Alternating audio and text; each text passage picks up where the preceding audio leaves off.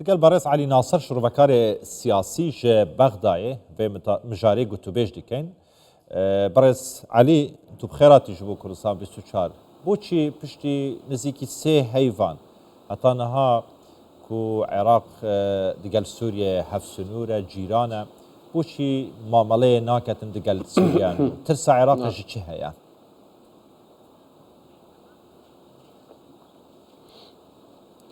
بسم الله الرحمن الرحيم. بناوی خوای بەخشندەی میهرەبان سڵاو لە جەنابتو لە بینەرانی کوردستان 24ش لەو ماوەی دواییدا کۆمەڵە گۆڕانکاری ڕوویاندا کە گۆڕانکاریەکان زۆر خێرا بوون بە تایبەتی لە سووریا هەروەها گۆڕانکاریانەی لە ڕۆژهەڵاتی ناوەڕاست ڕوویاندا بە تایبەتی دۆخی عراقیشیان گۆڕی هەروەها ئاسی سیاسی عراقیشیان گۆڕی هەڵوێستی عراقیان گۆڕی وایان کرد کە عراق بە شێوەیەکی جیاواز مامەڵە لەگەڵ پێشهاتەکانی ناوچەکە بکات.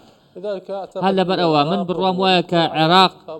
لە سەروبەندی هەڵبژاردننی پەرلەماندایە بە نزیکانە نایەوێت خۆی بکاتە قوربانی بۆ مامەڵەکردن لەگەڵ حکوومەتی نوێی سووریا کە ئەحمەد شەرع سەرۆکایەتی دەکات. عێراق نایەوێت ئەم کارە بکات چونکە عێراقیەکان خۆشیان لە ئەحمەد شەرع نایە حکوومەتیش نایەوێت مامەڵەی لەگەڵدا بکات بۆ ئەوی نەبێتە قوربانی لە هەڵبژاردننی داهاتوودا. ئێستا عێراق خۆی خسۆتە ژێری مێزەکەوە بەڕێز ئەحمەد شەرع بەڕێز ئەحمەد شەرع و توێتی کە بەشداری لە لووتکەی بەغدا ناکات هەروەها وەزیری دەرەوە دەنێرێت لە جێگەی خۆی. ئەمەشمانەوەیە کە ئەحمەد شەرعیش خۆشی لە سیاسیەکانی عراق نایەت و خۆشی لە دۆخی عراق نایەت یاخود ئەم دۆخە کە هەیە لە هەردوو لاوەیە. عێراق ئەحمەد شەرعی خۆش ناوێت ئەحمەد شەرعیش زۆر خۆشی لە دەموچاوی سیاسیەکانی عراق نایەت. پێم وایە کە دوای هەڵبژاردننی پەرلەمانی عراق کۆمەڵێک دۆسیەی دیکەت دەکرێنەوە. پێم وانییە کە هیچ سیاسیەکی عراقی بێوێت کە خۆی بقاتە مەترسی و مامەڵە بکات لەگەڵ ئەحمەد شەرع. کاک علی باشە ما سیاستکردن و دروستکردنا پەیوەندیان سیاسی و استراتیژی حەژێکردنی و حەژێنەکردنی تێنەکردن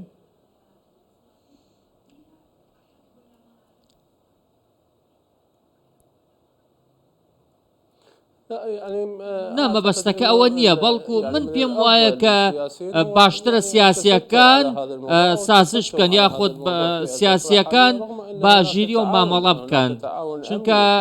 ئێستا ئەومان بیر نەچێت کە جۆرە لە جۆرەکان هەماهەنگی ئەمنی هەیە لە نێوان سنوورەکانی عراق و سووریا و گەڕانەوەی ئەوانەی لە کەمپی هۆڵن بۆ سنووری مووسڵ و جێگیرکردنیان لە کامپەکان ئەمەمان بیر نەچێت کە هەماهەنگی ئەمنی هەیە لەسەر لە نێوان عێراق و سووریا بۆ ڕووبەڕبوونی داعش هەروەکو بینیمان کە لە ماوەکانی ڕابردوودا ئەم هەماهەنگی هەبوو. لەم ڕوانگەوە ڕێکەوتنی سیاسی هەیە لە نێوان حکوومەتی نوێی سووریا و حکوومەتی نوێی عێراق. هەردوو لاشیان ئەویان ڕوون کردوێتەوە کە نایەوێت کە داعش سوود لە دۆخی سنوورەکان وەربگرێت. بەڵام لە لایەکی دیکەشەوە پێم وایە کە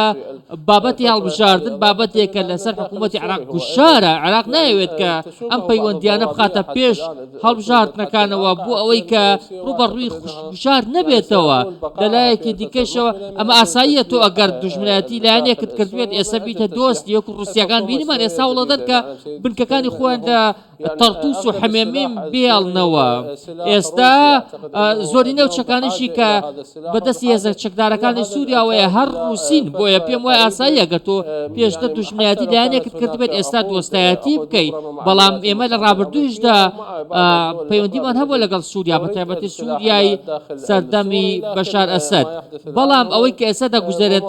پەیوەندیەکە لەسەر ئاستێکی فراوان نییە پەیوەندیەکە لەسەر ئاستێکی باڵان نییە لە نێوان حکوومەتی ئەحمەد شەرع و حکوومەتی بەڕێز سوودانی. لەلایەکی دیکەشەوە هێزەکانی سووریای دیموکراتمان هەیە کە لە سنوورەکانی عێراقن. هێزەکانی سووریای دیموکرات کە بڵاو بوونەتەوە لە سنوورەکانی عێراق و لە باکووری سووریا بەشێک لەو هێزانە تاوەکو ئێستاش هیچ هەڵوێستێکیان نەبرد ڕوون نەکردوێتەوە سەبارەت بە ئەوەی چۆن لەگەڵ ئەحمەد شەرع مامەڵە دەکەن. یاخود ئەمە جۆرێکە لە جۆرەکان کێشە بۆ عێراق دروست دەکات کە ئەگەر کێشە دروست بێت لەنێوان هێزەکانی سووریای دیموکرات و حکوومەتی ناوەندی دیمەشق ئەمە کاریگەری لەسەر عێراقیش دەبێت. پێم وایە ئەمەش جۆرێکە لە جۆرەکان عێراق وای لە عێراق کردووە چاوەڕێ بکات دەست پێشخەری نەکات بزانێت بینی هێزەکانی سووریای دیموکرات و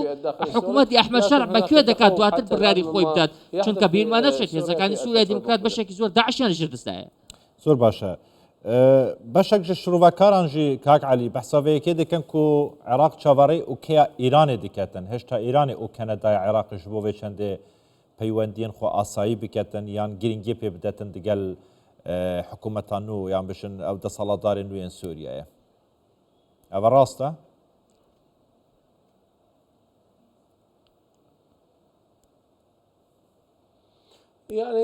بەڵێ گومانی تێدا نییە کە ئێران کاریگەری لەسەر عێراقەیە کەسیش ناتوانێت نکۆڵی لەمە بکات هەر لەبەر ئەوە لەم ڕۆوە پێم وایە کە ڕەنگە جۆرێک لە جۆرەکان قسەکەی تۆ دروست بێت ڕەنگە ئێران تاوەکو ئێستا ئەوکەی نەدابێت بە عێراق بۆ مامەڵەکردن لەگەڵ حکوومەتی ئەحمەد شەرع ڕەنگە جۆرە لە جۆرەکان سیاسیەکانی عێراق یاخود شەقامی عێراقی ئایدۆلۆژیان لەگەڵ ئەحمەد شەرع جیاواز بێت چونکە ئەمان شیعەن ئەوان سوننان ئێستا تەنانەت ئەحمەد شەرعیش ئێستا یەکێکە لە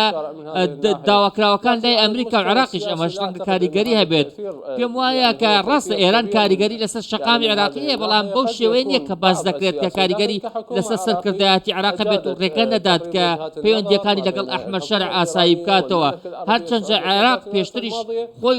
وڵاتێکی ناوەندگیر بووە سعودیە و ئێرانی لە یەک نزیک کردووەتەوە هەوڵی داوە کە حکوومەتی بایدن و ئێران لە یەک نزیک کاتەوە عێراق ڕۆڵێکی پێشیە بووە لە ماوەکانی پێشترا ڕەنگە ئێستاش ئەو ڕەغبەتە و ئەو خواستیان هەبێت کە ئەو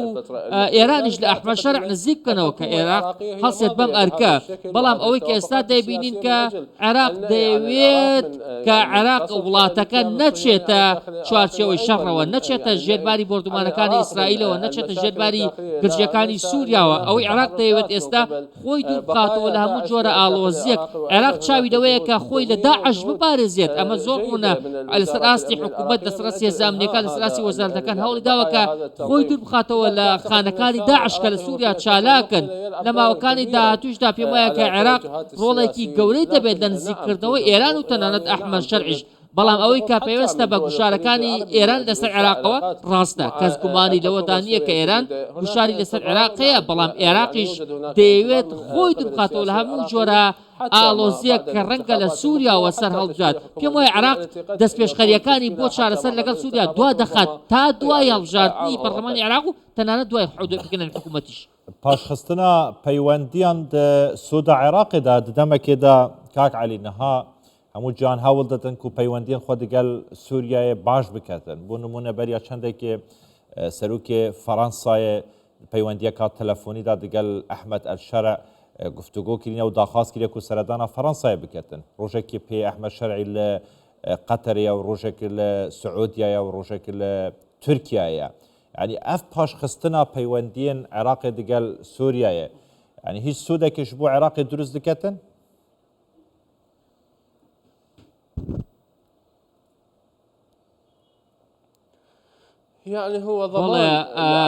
عێراق دەیەوێت کە شەقام لە خۆی تووڕە نەکات حکوومەتی عێراق دەیەوێت شەقام لە خۆی تووڕە نەکات ئێستا سیاسیەکانی عێراق نایەوێت شەڕ لەگەڵ شەقامی خۆیان بکەن بەڵام ئەوی لەلایەکی دیکە و بیرمان نەچێت کە عێراق هیچ سوودێک نبینێت لە دوورکەوتنەوە لە سووریا لە ڕووی بەرهەمهێنانەوە لە ڕووی وەبەرهێنانەوە لە ڕووی کاری کۆمپانیەکانەوە ئێستا بیرمان نەچێت قەتەر هاتووەتە پێشەوە دەیەوێت وەبەرهێنان بە ملیاران دۆلار لە سووریا بکات چونکە سووریا ئێستا خاکێکە بۆ وەبەرهێنان سووریا ئێستا غازی هەیە سووریا نەوتی هەیە سووریا دەکەوێتە سەر دەریای سپی وڵاتەکان دەیانێت وەبەرهێنانی تێدا بکەن و کۆمپانیەکانیان بنێرن بە وڵاتە بۆ ئەوی کاری تێدا بکات بەڵام عێراق خۆی دوا دەخات پێم وایە لە ڕووی سیاسیەوە ڕەنگە جۆرەکان سوود لە دوورکەوتنەوە لە سووریا وەربگرێت بەڵام بیرمان نەچێت لە ڕووی ئابووری و عێراق زیانی گەورە دەکات چونکە تۆ وڵاتێک لە بەردەستای وێرانە وڵاتێک سامانی هەیە وڵاتێک لەسەر دەریایە پێویستە عێراق پەلەپەل بکات دەوەی کە دەست وەبەرهێنان لە سووریادا بکات چونکە عێراقیەکی زۆر لە سووریا هەن دەتوان کار بکەن کۆمپانیایەکی زۆری عێراقیان دەتوان وەبەرهێنان لە سووریا بکەن سووریا دراوسێ عێراقا ئەمە دوولایەنەیە واتە بابەتەکە دوولایەنەیە لە ڕووی ئەمنی و سیاسیەوە پێم وایە ئێستا عێراق هەماهەنگی ناکات لەگەڵ سووریا چونکە چاوەڕێی هەڵبژاردن دەکات لەلایەکی دیکەشەوە زیان دەکات ئەگەر نەچێت وەبەرهێنان لە وڵاتە بکات کە ئێستا وڵاتێکە پێویستی بە وەبەرهێنانە ترەمپیش لەلایەکی دیکەوە چاوەڕێی ڕۆژهەڵاتی ناوەڕاستێکی نوێ عێراق پێم وایە چاوەڕێی جانتاکەی ترەمپ دەکات بزانێت چی بەرامبەر سووریا و عێراق دەکات تاوەکو دواتر سیاسیەکانی عێراق هەڵوێستی خۆیان وەربگرن عێراق پێویستە کراوە بێت لەگەڵ هەموو وڵاتەکان عێراق پێویستە لەگەڵ سووریاش کراوە بێت بەڕێز عەلی ناسر شڕڤەکاری سیاسی ژە بەغداد گەلمە بۆ گەلێکی سوپاس